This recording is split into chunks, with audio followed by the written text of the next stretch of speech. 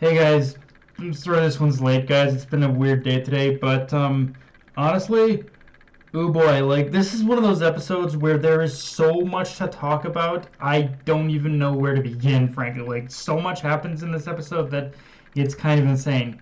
But I guess starting right out of the gate, one thing I liked about this episode, or more specifically Horo's fight, is how it manages this balancing act between showing just how powerful he's become with these new abilities he's harnessing, while still emphasizing the fact that he doesn't have full control over them yet either. Because within that fight, you can see that Horo was being extra careful not to slip up, because if he did, it could have just as easily blown up his face and killed him just as much as he was trying to basically defeat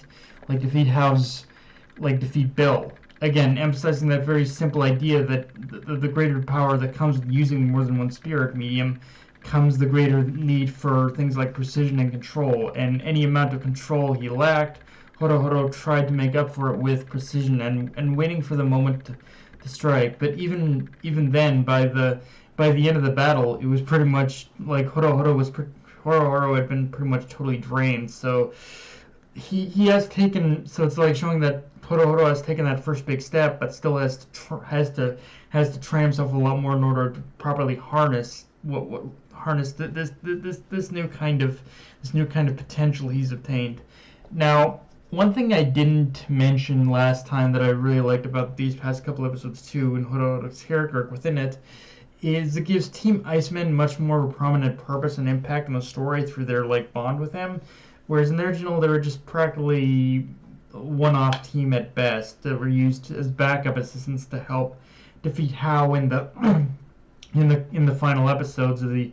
But here they're a little more fleshed out.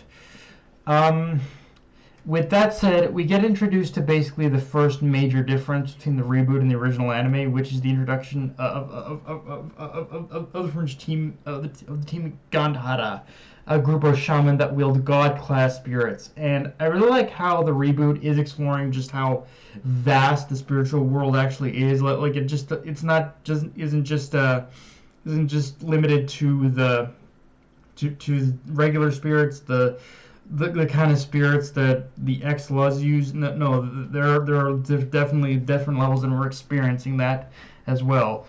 And I really like, and it's not, and because through the introduction of Ganhara, we see that there are god-class spirits here, and Ganhara themselves, their introduction kind of complicates things for Yo and the others.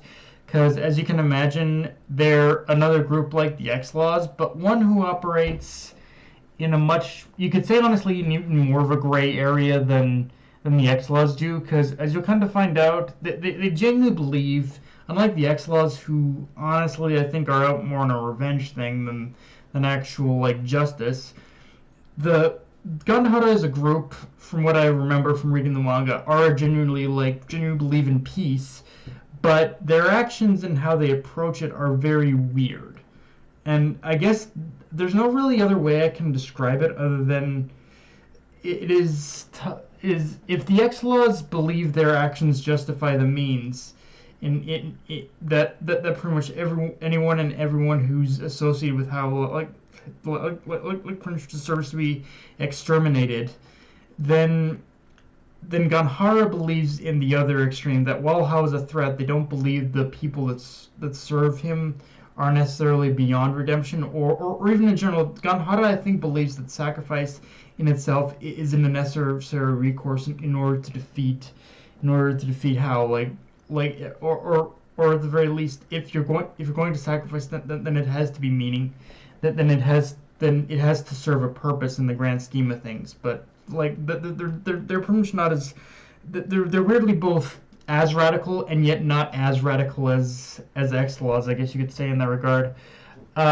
With that said, we got to talk about the end of the episode though, because the chickens have finally come home to roost for Chocolov as he's face to face with the kids whose father he killed. And yeah, I really. And yet, honestly, after that ending, I really want to watch the next episode right now, because how they handle this confrontation isn't the way you think it's gonna go. Like if you think that Chocolov is gonna be able to like just kind of talk his way out of this, say I'm sorry, I killed your father, can you forgive me? Yeah, it isn't exact. Let's just say it isn't gonna work like that. In fact, the whole talk no jutsu thing, the whole talking it out thing, yeah, that's not gonna. A bit of a spoiler, but that's not gonna be happening here all that much. Uh, and it really touches. And honestly, this fight already is, even though it just started, it's already kind of touches upon something Yo, not so subtly takes a jab at Lyserg for, which is the idea that revenge is this never-ending cycle. And yeah, that even though he had no idea who their father was at the time, he this is unfortunately the kids are kind of a monster of Chocolav's own making because of what he did, and he has to come to term with those demons. Unfortunately, right now, like right now with this fight, he has to he's coming face to face with his own sins and realizing, yeah, even despite what he's done, there are still demons he has to face. Um, and yeah, obviously the other big thing about this episode is in Lyser, it is that we see like Lyser bringing Horo Horo back to Yo. We also learn he not only straight up murdered Bill in the reveal of his angel as well, and I'll be honest, this is one of the parts of the manga I'm a little bit mixed on compared to the original anime, because I feel there was a little bit more of an emotional build-up with Lyserg, like with Lyserg having gained his guardian angel, and part of that also came with the fact that Lyserg ended up and Lyserg had to basically choose between abandoning himself, his ideals, and abandoning his guardian spirit, the one his father gave him, like his morphine. He had to choose between abandoning his principles, his ideals, and the spirit his father gave him, morphine, in order to get his revenge. He had to choose between revenge and his ideals, what his father instilled in him through pretty much morphine, and in favor of the power offered by the X-Laws. And there was that whole idea of him coming to grips with the idea of killing. But here, it's one of those things where it not only jumps right into him killing someone, but he's not even forced to make the decision between the X-Laws and morphine in this one, which kind of dilutes, I feel, it's weird because it kind of I'm not going to say it completely wrecks like any kind of development or anything, but it does kind of dilute Lyserg's journey a little bit, honestly. Like I definitely I thought the idea of him like abandoning like morphine in the original anime was kind of a neat idea, and to see it just kind of treated as an afterthought here, it's a little underwhelming. Now with that but with that said, it's also kind of weird. It's also kind of a weird give and take, because even though we don't explore the consequences of from Lyserg abandoning morphine in this version, we are still exploring the consequences of Lyserg's actions and how that desire for revenge conflicts with the idea that despite abandoning them, he still does genuinely care for Yo and the others, which it does make him more of an interesting character than the emotionless zombie he became in the original anime after joining the X-Laws. But it's like there still are certain decisions I feel, or there are certain things where when it comes to Lyserg's character, the reboot definitely does things more interestingly. But there are also certain key decisions that he made in the original anime that I felt are also more interesting to his character. And I feel they could have done I feel that's one time where I wouldn't have minded a little deviation from the manga. And speaking of the X-Laws, though, this episode is very revealing in terms of showing exactly how the X-Laws have obtained their spirits. Like, when when we get introduced to Lyserg's angel in this episode, it's basically very revealing in how it shows us that the Exiles don't even bother training. They just straight up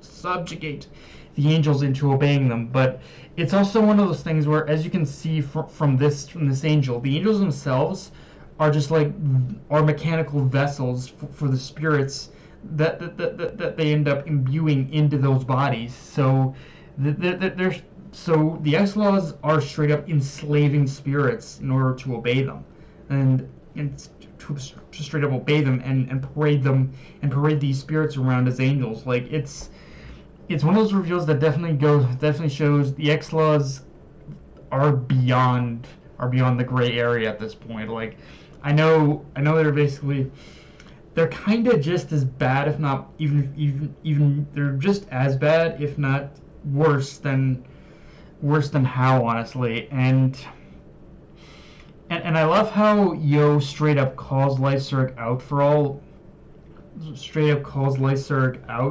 this. Like Lyserg killing Bill in the end kind of led to them attacking like Yo and the others. Like it's like Yo's basically saying outright, after this is what happens for what you did. This is where revenge and the power you've obtained leads to, and it's a nice little reality check for Lyserg. This is exactly what Yo tried to teach him about the first time they met. But yeah, guys, that's pretty much all I got for this review. If you enjoyed the video, like, comment, subscribe. I'm on Twitter. Analyst Crunchyroll, be sure to hit the notification bell, hit the subscribe button, and just share the video around, guys. Dark Knight of Anime, signing off. Later, everyone.